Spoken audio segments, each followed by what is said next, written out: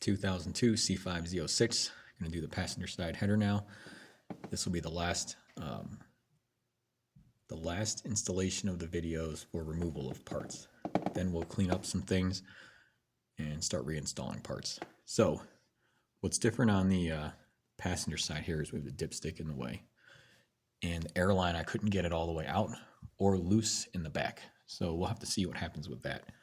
What I'm going to do is get a 15mm socket on here, and that's what's holding the dipstick in place. And see if I can just push it out of the way after unsecuring it. See if we can get the header to come through there. I don't know what's going to happen. I may have to actually pull it out. It's just being a little bit lazy here. And I don't know if this supercharger bracket's going to get in the way, but I guess we'll find out.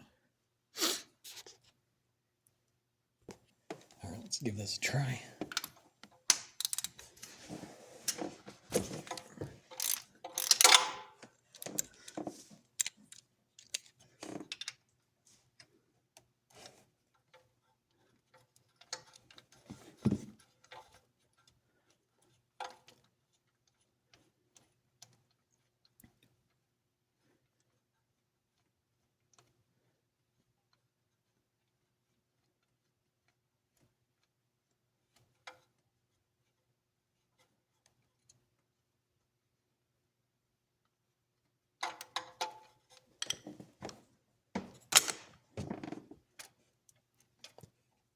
So we have a little bit of play there. I do think it's going to have to get removed though. Coming back with the 14mm, again there's 6 bolts. There's one on, there's 1, 2, 3, 4, 5, and then underneath here, it's kind of blind operation underneath the air line where that connects is the 6 one. So I'm going to take my 14mm and start loosening them up. I'm going to go outward, inward, I think. All right, so all 6 of these bolts cracked free. I did have to manipulate the dipstick a little bit just to get access to the bolt that's right there. So what I'm going to do is continue to just loosen them up. I'll keep alternating around a different pattern.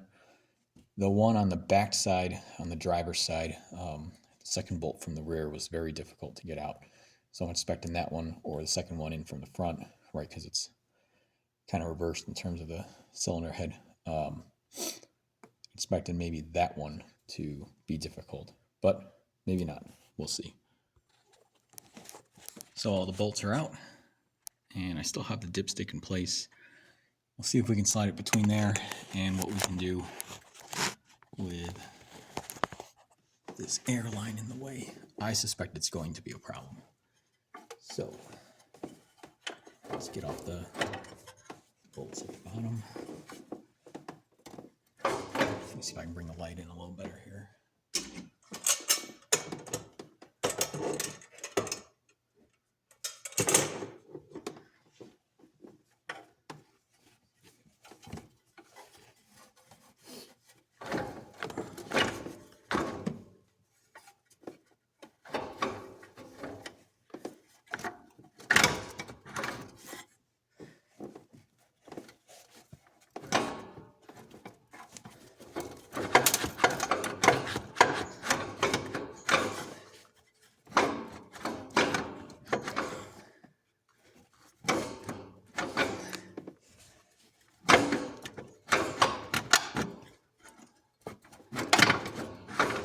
It does look like my supercharger bracket up front here is getting in the way. Let me tug on this for a while and try a few things and see if I can get it out. So I had to really work those manifold bolts at the bottom there, but I did get them out. So the three on the flange. Had to kind of pinch them a little bit and hit the flange with a hammer. So manifold should come right out. I did need to remove the dipstick. It had come loose with me trying to shake it out anyway. And here we go. Have to see what just fell.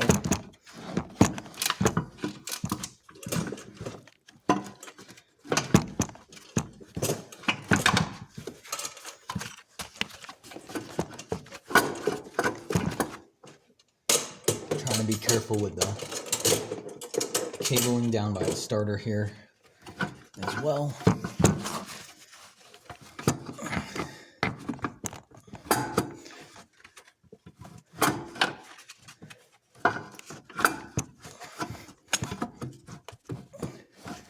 Alright, so the airline being behind the manifold is getting in the way. Let me see if I can pull it out. If I can keep the airline. It's not really going to move this way.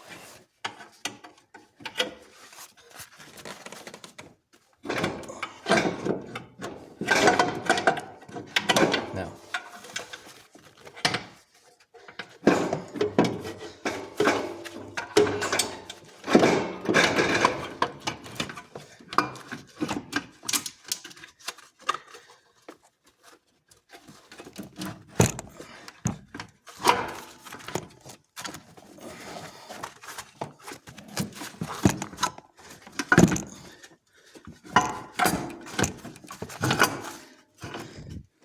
the AC compressor is kind of getting in the way too.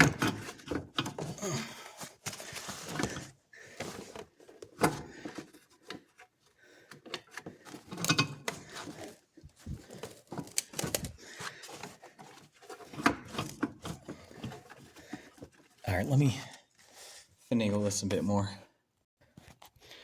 What a battle. All right, so I basically had to take the manifold, if it's sitting like this, and swing it this way a little bit too far, then push the airline back and walk it up a little bit more, and then this way. So now it's basically 90 degrees with the foremost portion facing upward, and then rock it out. But there we go. All right, so there we go. The two manifolds are out. I'd say be careful with the steel gaskets. I cut myself pretty good. I was bleeding nonstop for a few minutes there. So throw on some gloves when you get a chance. And I didn't really mention it, but you can see these bolts are not straight. Some of them kind of bent out a little bit. That's why it wasn't coming off of the lower flange. So just be careful with that.